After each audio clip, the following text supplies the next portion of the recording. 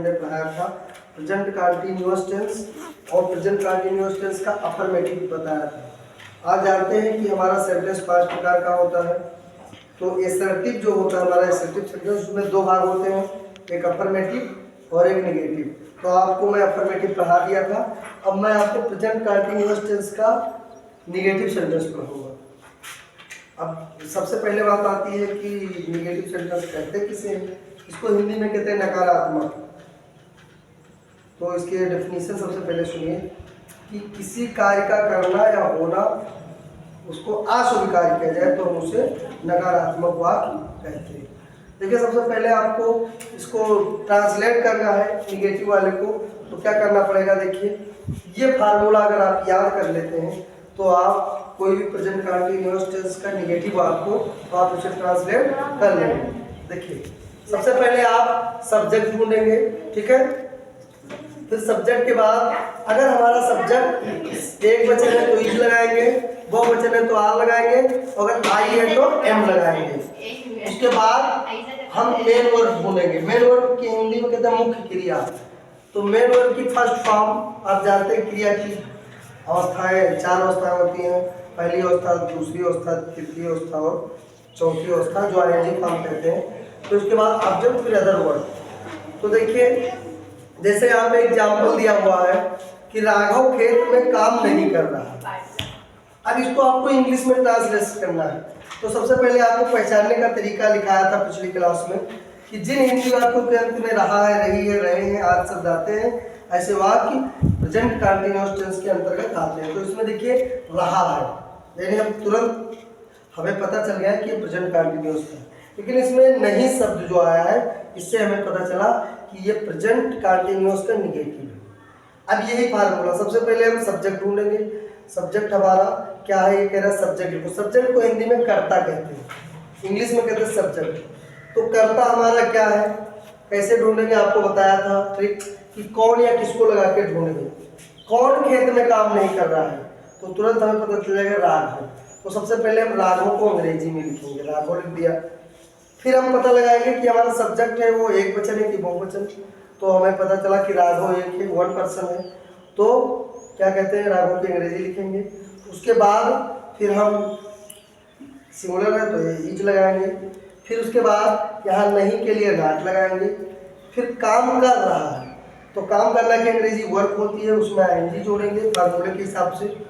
फिर उसके बाद कहाँ काम कर रहा है, खेत में, तो इन द फील्ड लिखेंगे। और ये आपका ट्रांसलेट कंप्लीट हो गया। अब आपको एक और बताते हैं जो प्लूरल का है।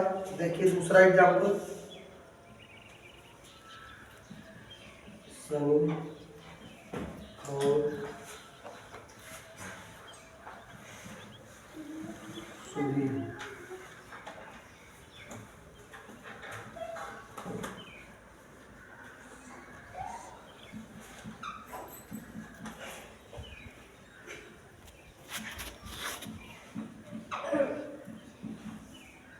देखिए दूसरा वाक्य आपका है कि सनी और सुभी स्कूल नहीं जा रहे। तो इसमें जो हमारा सब्जेक्ट है सनी और सुभी, ये हमारा प्लूरल है, क्योंकि आपको बताया हूं कि एक से जब अधिक होंगे तो हम बहुवचन मानेंगे। तो यहाँ पे 2 पर्सन है, एक सनी और एक सुभी, तो ये हमारा प्लूरल है। तो पहले हम सब्जेक्ट लिखेंगे। जैसे आपको बताया था कौन स्कूल नहीं जा रहा है, तुरंत हमें पता चलेगा सनी और सुभी। तो सबसे पहले हमारा फार्मूला कह रहा है कि सब्जेक्ट ढूंढो। हमने सब्जेक्ट ढूंढ लिया, क्या है, सनी और सुभी। तो पहले इसको हम अंग्रेजी में लिखेंगे, सनी को, सनी। फिर उसके बाद और की अंग्रेजी होती है एंड, सनी एंड सुभी लिखेंगे, ठीक है। फिर उसके बाद सनी एंड सुभी। फिर उसके बाद सहायक क्रिया, हमारा फार्मूला कह रहा है चाहे इज लगाओ या आर लगाओ या एम, तीनों में से कोई एक लगेगा। यहाँ पे स्लैश लगा है, इसका मतलब है कि या तो इज या आर और या एम, तीनों में से एक लगाना है। तो यहाँ पे आर लगाएंगे, क्योंकि बहुवचन के लिए सहायक क्रिया क्या लगता है, आर लगता है। तो सनी एंड सुभी आर। फिर उसके बाद यहाँ पे नहीं शब्द का इस्तेमाल किया गया है, निगेटिव है, नकारात्मक शब्द है, तो यहाँ पे नॉट लगाएंगे। तो Sunny and Subhi are not. और जाना की अंग्रेजी क्या होती है, गोइंग। गोइंग कहाँ जा रहे हैं, गोइंग टू स्कूल, स्कूल जा रहे हैं, ठीक है। तो देखिए हमने ये जो वाक्य दिया गया था, सनी और सुभी स्कूल नहीं जा रहे, इसको हमने ट्रांसलेट कर दिया इंग्लिश में। ऐसे आप इस फार्मूले का इस्तेमाल करेंगे तो कोई कठिन से कठिन वाक्य प्रेजेंट कंटिन्यूअस नेगेटिव का रहेगा तो आप उसको आसानी से हिंदी टू इंग्लिश में ट्रांसलेट कर सकते हैं। अब देखिए एक और एग्जांपल आपको देते हैं। मैं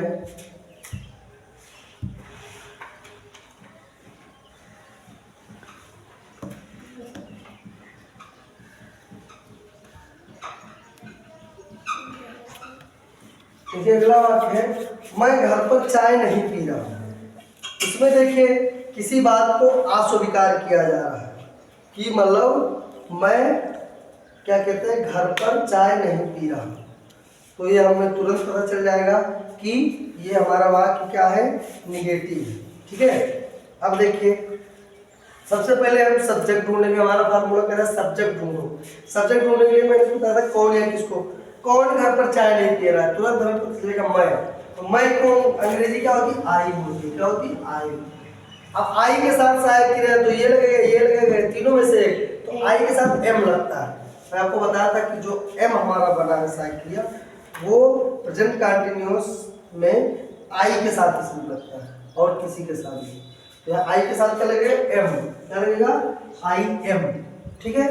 अब उसके बाद इसमें नहीं दिया गया है तो सहायक क्रिया के बाद क्या लगेगा, नॉट लगेगा, आई एम नॉट। ठीक है। अब उसके बाद देखिए मेन वर्ब क्या है, पीना। ठीक है। अब यहाँ पे देखिए दो चीजें हैं, जैसे पीना की अंग्रेजी कुछ लोग कहते हैं ड्रिंक होता है और कुछ लोग कहते हैं टेक होता है, तो आप दोनों लगा सकते हैं। लेकिन जो चाय पीने के लिए टेक बहुत ज़्यादा इस्तेमाल किया जाता है, जैसे I take coffee, I take tea. ठीक है।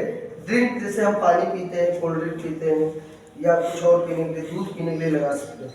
तो यहाँ पे ज़्यादातर अंग्रेज वाले जिन्होंने अंग्रेजी की यहाँ पे वो लोग यूज करते हैं टेक। तो देखिए आई एम नॉट और टेक क्या हो जाएगा, टेक, और यहाँ पे आई एन जी लग जाएगा, taking. I am not taking the T, I am not taking the T. ठीक है। तो देखिए मैं चाय नहीं पी रहा हूँ। अब कहाँ नहीं पी रहा हूँ, घर पर, तो पर की अंग्रेजी यहाँ पे एट होगी। क्या होगी, एट होम। क्या लिखेंगे, एट होम। तो इस तरह से क्या कहते हैं कि आपको मैं सिंगुलर एक वचन का एग्जाम्पल दे दिया, बहुवचन का एग्जाम्पल दे दिया, और उसके बाद फिर आई के साथ जो हमारा एम लगता है तीनों का एग्जाम्पल दे दिया। तो आप लोग से उम्मीद करता हूँ कि आप लोग को ये समझ में आया होगा, और क्या कहते हैं कि जो प्रेजेंट कंटिन्यूअस का नेगेटिव सेंटेंस था आपको बहुत अच्छे से समझाया है, और इसमें कोई, हम जहाँ तक उम्मीद करता हूँ कोई आपको क्या कहते हैं कि प्रॉब्लम नहीं आनी चाहिए। और आपको एक एक चीज़ें मैंने बता दिया फार्मूले में कि किसका प्रयोग कब होगा। तो आप लोग हमारे चैनल को देखते रहिए, उसको लाइक करिए और सब्सक्राइब करिए।